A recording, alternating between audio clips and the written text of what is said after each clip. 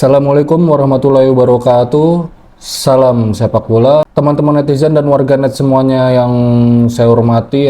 Welcome back to channel Progressive Football. Semoga teman-teman sehat semuanya. Gua doain semuanya sehat, keluarganya sehat semuanya. Ya, pada video kali ini santai ya, nggak bahas hasil pertandingan. Video kali ini gue bakal bahas tentang jeruannya tim nasional Indonesia lah, khususnya dari aspek kepelatihan, karena ada beberapa informasi yang menarik soal posisi ini dalam 2-3 hari terakhir, terutama soal asisten yang dari pelatih lokal yang kabarnya akan segera dipilih oleh Patrick Kluivert. Udah ada beberapa kandidat yang di-sharing oleh federasi, tapi nanti seperti apa detailnya dan gue juga akan melempar ke teman-teman ya, ke teman-teman semua untuk sharing juga pendapat dari kalian. Mungkin kalian punya insight tersendiri atau preferensi sendiri. Tentunya ini akan menarik dan menjadi bahan diskusi kita di weekend yang mendung. Ya, kalau di sini mendung, mungkin di tempat kalian ada yang cerah, ada yang mendung, ada yang banjir. Ya, semoga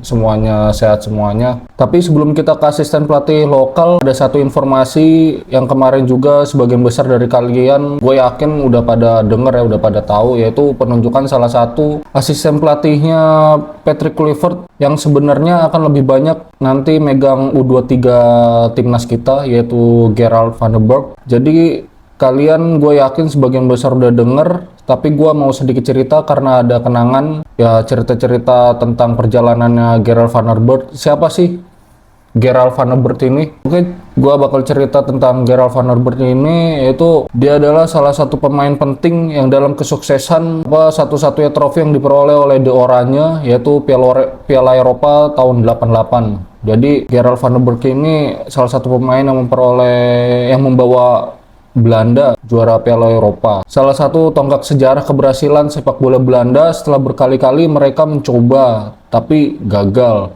Tahun 74 mereka sempat ke final tapi gagal melawan Jerman Barat. Kemudian padahal udah unggul 1-0 Belanda ya, melalui penalti, terus dibales dan kalah. Lalu tahun 78 kembali mereka tahun 74 dia gagal, Belanda gagal, kalah sama Jerman Barat, terus tahun 7 Belanda masuk lagi ke final, terus gagal lagi dari Argentina. Tapi kemudian berselang 10 tahun, tepatnya tahun 88, mereka berhasil secara gemilang menang dan menjuarai Euro atau Piala Eropa saat itu dengan mengalahkan tuan rumah. Waktu itu tahun 88 finalnya lawan Jerman Barat. Jadi combo nih, pertama kali Jerman Barat menang Belanda, terus pas tahun 88 ketemu lagi di final, Belanda menang lawan Jerman Barat. Oh iya, Jerman Barat dulu itu ya, dulu ada dua ya, Jerman Barat sama Jerman Timur sebelum tembok Berlin pecah tahun 94 atau 92. Jadi Gerald van der Berg ini salah satu mastermind dari keberhasilan Belanda saat itu menjuarai Euro tahun 1988. Jadi itu tahunnya 88, intinya tahunnya van der Berg tahun 88 itu. Kemudian di saat tahun-tahun yang sama pula, van der Berg bersama dengan Van Bronckhorst dan juga Ronald Koeman, dia berhasil meraih trofi Piala Champion. Saat itu namanya European Cup. Jadi dulu itu nggak seperti sekarang. Sekarang namanya Liga Champion karena bisa diwakili 4 klub. Kalau dulu juara-juaranya aja, misalnya dari Liga Inggris juaranya Manchester, dulu masih Liverpool yang juarai Liverpool. Dari Spanyol siapa? Madrid atau Barcelona.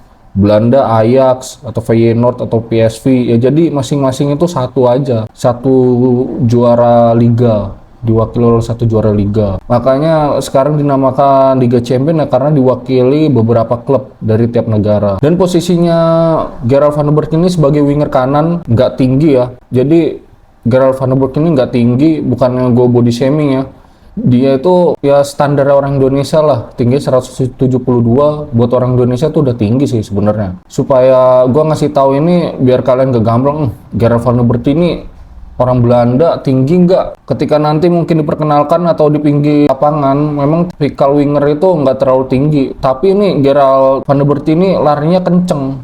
Dia punya pengalaman juga sebagai pelatih yang sangat mumpuni, yaitu menjadi pelatih tekniknya Ajax Amsterdam, pelatih tekniknya. Terus dia juga punya banyak pengalaman dan usia juga mungkin kalau untuk pelatih ini udah prime-nya ya, 60 tahun. Jadi memang cocok lah untuk memegang tim nasional kelas usia. Sukses buat Gerald Van der Berg, terutama nanti yang akan fokus dia di U23 timnas kita. Kembali ke topik utama kita, yaitu menyaring asisten pelatih lokal. Bisa dibilang lokal idol lah, yang bakal diseleksi oleh Patrick Kluivert. Bisa dibilang lokal idol lah, karena federasi sendiri ini yang menyaring, PSSI ini menyaring 10 nama, tapi nanti yang milih, yang nyeleksi ya tetap Patrick Kluivert sendiri beserta timnya. Gua di sini akan menyaring beberapa nama ya, yang gua tahu, yang sudah mempunyai lisensi lah. Nama-nama ini nanti bakal dipilih oleh Patrick Kluivert dan akan dites oleh Patrick Kluivert. Dari 10 nama yang belum bocor sampai saat ini mungkin udah ada ya. Mereka udah ada pasti listnya, tapi belum, informasinya ini belum A1. Dari 10 nama itu gua nyoba nebak aja yang udah ketahuan, yang punya potensi untuk masuk ke dalam 10 asisten pelatih lokal tersebut. Ini gue bakal memprediksi lah yang bakal masuk. Itu yang pertama seperti Kurniawan Dwi Yulianto. Sebelum gue nanti memprofil satu persatu, gue mau memberitahu bahwa ini semua masing-masing tentu punya plus minusnya ya. Udah pasti punya plus minusnya. Mesti diingat sebelum gue nanti ke profil, satu yang harus kita paham bahwa melatih itu harus punya lisensi. Jadi mau lu sejago Zidane, mau lu sejago Ancelotti, mau lu sejago Pep Guardiola, lu kalau mau melatih nggak punya lisensi ya lu nggak boleh ngelatih. Itu aturan pertamanya. Jadi sama seperti lu bawa mobil, mau lu sejago Michael Schumacher, Alonso, kalau lu nggak punya SIM ya lu nggak bisa nyetir di jalan raya, jalan besar. Jadi logika seperti itu, supaya kita bukan berdasarkan asumsi dan juga emosional dalam menilai atau menganalisa suatu hal. Jadi harus ada lisensi, dan dari 3 nama ini dulu deh. Jadi jangan Kurniawan Dwi Yulianto, ada Bima Sakti dan Nova Arianto. Ini rata-rata mereka punya lisensi A ya. Bahkan Kurniawan dan Bima Sakti itu sudah pro. Jadi di atasnya A sudah pro, Kurniawan dan Bima Sakti. Jadi ini udah paling tinggi lah. Secara regulasi memungkinkan untuk menjadi pelatih atau asisten pelatih dalam hal ini. Itu yang pertama. Kemudian yang kedua, local wisdom, atau bisa dibilang intinya itu dia memahami sepak bola lokal, dan tiga-tiganya gue yakin semuanya masuk kriterianya, karena ini juga ada kaitannya dengan background mereka sebagai mantan pemain Indonesia atau pemain timnas. Dan tiga-tiganya punya caps di timnas Indonesia, meskipun paling banyak itu Kurniawan ya, kalau nggak salah 59 apa 60 gitu. Bima Sakti 56 kalau gue nggak salah ya, dua-duanya itu. Terus nah itu di atas 50 lah.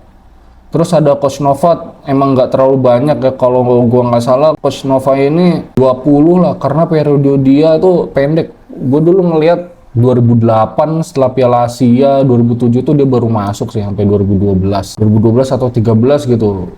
Jadi ya tiga-tiganya punya pengalaman membela tim nasional Indonesia dan punya pengalaman juga untuk merumput di Liga ISL saat itu ya. Kemudian mereka juga punya visi misi. Ya tentunya dari ketiga namanya mereka masing-masing mempunyai visi yang bagus lah. Gue sangat kenal, ya gue tahu, bukan kenal sih, gue tahu lah dengan warna yang berbeda. Kalau Bima Sakti itu gue lihat sangat bagus dalam menghandle pemain-pemain yang relatif lebih muda, yaitu kayak dia U16, U17. Itu Bima Sakti bagus untuk menghandle pemain-pemain umur U16, U17 itu. Kayaknya kalau ngelihat Bima Sakti itu pemain umur U16, U17 itu kayak seorang bapak lah, kebapaan. Begitu juga Coach Nova. Kalau Kurniawan ini ya mungkin menurut gue cocoknya untuk menangani pemain-pemain bintang, karena bagaimanapun juga siapa sih yang nggak tahu seorang Kurniawan Dwi Yulianto? Ya bukan hanya seorang striker pernah main di Eropa, tapi juga kebintangannya sangat luar biasa lah, seperti Patrick Kluivert. Punya sinar juga seperti pemain bintang, pemain besar, ada di tengah-tengah. Menurut gua Nova Arianto ini ada di tengah-tengah ya. Dia punya kombinasi dari semua itu. Jadi masing-masing punya plus minusnya, dan Coach Nova ini mungkin punya plus minusnya adalah dia dalam beberapa tahun terakhir dia berkutat di tim nasional Indonesia sebagai mantan asisten Sintayong, dan sekarang dia menangani timnas U17, jadi di bawah 17 tahun ya, under 17. Jadi transisinya akan lebih mudah. Cuma sekali lagi seperti yang gue bilang tadi, ada plus minusnya nih. Kita lihat lagi profil yang lebih detail. Lagi posisi ini menarik ya, kalau teman-teman lihat posisi mereka semasa pemain itu juga sama nih. Mereka jadi tolak ukur juga sebelum nanti gua akan paparkan faktor terakhir yang menentukan. Ya pertama dari Kurniawan Dwilianto. Dulu Kurniawan itu posisi sebagai striker, pernah main di Eropa sebenarnya. Bima Sakti juga pernah main di Salzburg tuh, di Swedia apa di mananya gitu ya, kalau nggak salah lupa. Nah kalau Kurniawan ini main di Lucien, Swiss, dia lebih banyak capsnya kalau gua nggak salah. Jadi intinya di posisi sebagai striker.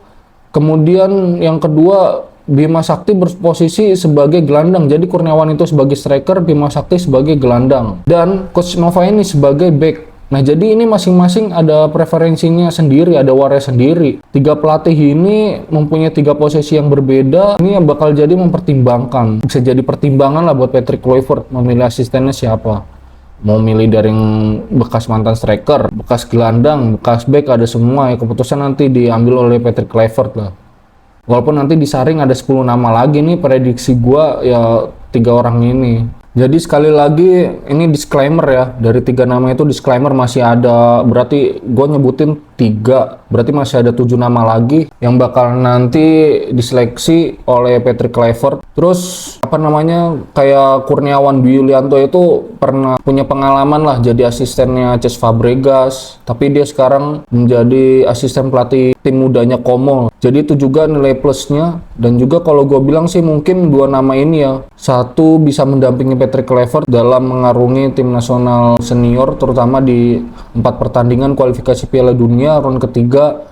Nah terakhir tentunya seperti biasa ini kan juga forum diskusi ya. Maksud gue buat video ini jadi forum diskusi, nanti bisa kalian tinggalkan kolom komentar, kita diskusi bersama. Ya kayak tentang tadi plus minusnya dari 3 nama tadi, kayak Coach Nova ini masih melatih kan, masih melatih U17 timnas kita. Jadi kalau misalnya dia gabung ke tim kepelatihan Kluivert timnas senior, ini akan menyingkronkan dari formasi senior U23, U20, U17 ini jadi sinkron sama. Misalkan dari Patrick Kluivert menggunakan 4-3-3, ya dari U17 nya sudah menggunakan 4-3-3, gak merubah. Yang kemarin mengikuti Sintayong ya udah harus dibuang. Jadi sekarang ikutin apa yang dipakai Patrick Kluivert, yaitu kalau gua rasa sih Coach Nova ini. Karena dia masih ada keterikatan oleh PSSI untuk melatih U17, jadi sekalian untuk penyamaan persepsi lah. Jadi begitu profil-profil calon asisten pelatihnya Patrick Kluivert,